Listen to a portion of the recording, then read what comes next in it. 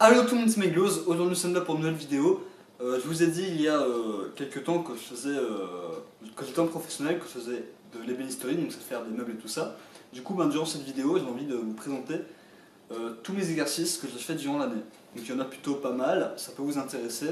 Et du coup, je vais aussi vous présenter le meuble qui est derrière. Donc voilà, mon premier exercice que j'ai fait durant l'année, c'est celui-ci. Donc en fait, c'est des simples lignes à la scie, quoi, des simples coupures à la scie. Enfin, quand je dis simple, ça paraît simple, mais j'ai dû le recommencer 4 fois. Donc là, c'est le résultat de ma 4e fois, je pense. Parce que voilà, ça date d'il y a un an, quoi, donc je sais plus trop. Et du coup, voilà, même les profondeurs, il fallait les respecter, quoi. Ça devait être droit et tout ça. Donc voilà, ça c'était mon premier exercice. Ensuite, il y avait celui-ci. Donc lui, il est un peu plus beau esthétiquement. Mais bon, tout aussi dur. Enfin, tout aussi dur, ouais, enfin, ça passe. Du coup, lui c'est mon premier. Et lui c'est mon deuxième. Donc c'était en fait le même genre de type d'exercice que le premier. Il fallait scier, sauf que là, comme vous voyez, c'était scié de travers.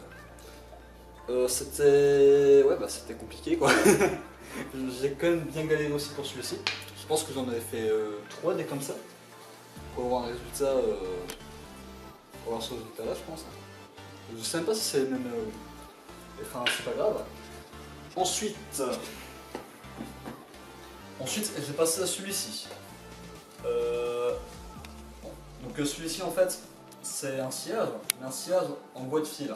C'est-à-dire en fait que j'ai dû scier en bois de fil. Scier ici. En fait, donc là c'est le bois de fil et j'ai dû scier comme ça, au sens du fil. C'était assez dur parce que voilà, j'ai quand même bien galéré. Donc ça c'est une pièce foutue. Donc j'ai dû la recommencer. Ça c'est le résultat final. Bof quoi. C'est propre, mais c'est assez gros et voilà, c'est quand on est ici, on peut bien voir même de loin que quand je passe mon doigt quoi, enfin c'est pas à fleur, ça voilà. Du coup après voilà, c'était mes premières fois et c'était vraiment de la merde. Donc maintenant on passe à l'exercice 3. Donc l'exercice 3 en fait c'est le même type que l'exercice 2, sauf que là c'est joli on va dire. En fait c'est des sous de verre, donc en fait vous pouvez poser un verre dessus sans abîmer la table par exemple. Et du coup en fait c'était très simple à faire et c'est beau.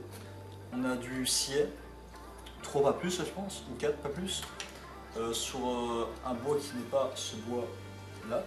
Donc ça c'est du sapin, ça c'est du chêne je pense. Et du coup voilà, on a dû faire ça et ensuite on a dû vernir avec de l'huile de frite. Avec de l'huile de frite, un truc comme ça je pense. Parce que ça pue la frite. Du coup voilà, ça c'était mes premiers trucs qui étaient beaux. C'était très simple mais c'était beau. Ensuite, j'ai dû faire un exercice de synthèse. Donc comme vous le voyez, c'est un exercice qui reprend en fait tout l'exercice que j'ai fait. Et du coup, comme vous pouvez le voir, ici j'ai galéré. C'est un peu plus beau, mais j'ai aussi galéré pour un petit peu partout en fait. C'était un exercice que j'ai eu un échec, quoi, je pense. C'était vraiment de la merde. Mais maintenant je fais beaucoup mieux. Et ça c'est l'épure, du coup, c'est un schéma de ça. Donc comme vous le voyez, là c'est la vue de face. Mais on voit aussi les traits du dessous. C'est pour ça qu'en fait les traits en pointillés, c'est les traits qui sont derrière, donc qui sont pas visibles. Et ça c'est les traits qui sont du côté, comme ça. Et là c'est la vue de face, la vue de dessus, qu'on voit du coup comme ça. Tadam. Voilà, c'est un petit carré pour dire que c'est la vue de dessus. Ensuite, j'ai dû faire ceci. Donc en fait, ça, déjà c'est un assemblage en L, un enfourchement. Du coup en fait, j'ai compris pourquoi je faisais des trucs comme ça sur mes exercices. Des trucs pas beaux. Du coup je m'étais amélioré et j'ai réussi à faire un truc très beau. il n'y a aucune c'est lisse en fait, quasiment. C'est quasiment lisse, c'est droit.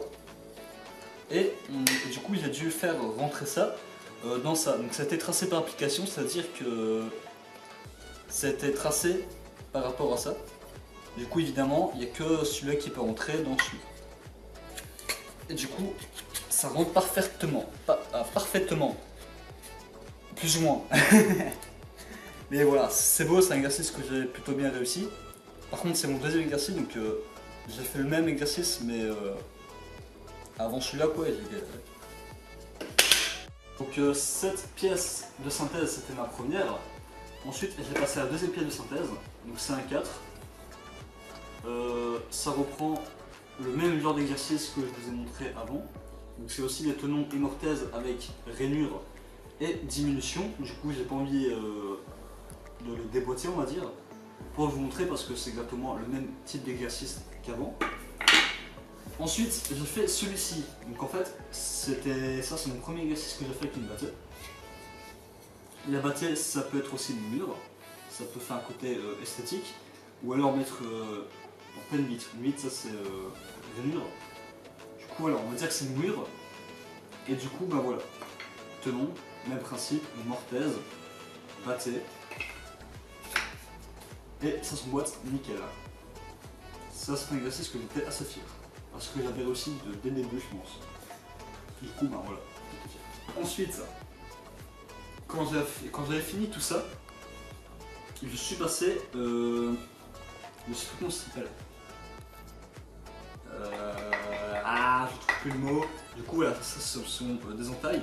Les entailles, comment on les fait? Alors, on prend une scie, on fait le même type d'exercice en fait que du premier que je vous ai montré. Du coup, on scie, on broie, et avec un ciseau. Donc un ciseau, c'est un outil tranchant, pour ceux qui ne connaissent pas. C'est aussi un genre d'objet qu'on utilise aussi en sculpture. En sculpture, j'ai du mal. Et du coup, voilà, vous sciez droit, et ensuite vous enlevez la matière avec un ciseau. C'est compliqué à faire. Et fallait respecter les profondeurs. Et comme vous le voyez, c'est normalement la profondeur c'était celle-ci. 1 cm de profondeur. Là, j'ai fait quasiment toute la matière. J'ai un petit peu bousillé le bois. Ensuite, j'ai réalisé ceci. Donc voilà, c'est un arbre à oiseaux. Je pense que ça s'appelle ça comme ça. Sinon, ben, j'ai utilisé la marqueterie pour faire ça. Donc en fait, j'ai dû prendre une scie, scier l'arbre, scier les oiseaux, tout scier quoi. Et en fait, j'ai dû réassembler tout ça. Enfin, je sais pas vraiment trop expliquer comme ça en vidéo, mais en tout cas, les résultats vous l'avez. C'est plutôt beau. Et donc voilà, j'étais quand même assez fier. Ensuite, je vais vous présenter un miroir. Donc le miroir, il a été plutôt simple à créer. Le principe du miroir, en fait, c'était juste mortaises, qui sont mes montants, et les tenons qui sont ici. Du coup, voilà, c'était vraiment assez simple à le faire, même si j'ai galéré quand même. Mais maintenant, je saurais le faire, je pense, sans problème. Et du coup, voilà, c'est quand même un beau miroir. Franchement, il est beau. J'ai dû le cirer tout ça. Là, ben, on voit pas les jours. Même l'arrière, il est bien. Je l'ai fait à la main. Et j'en suis fier.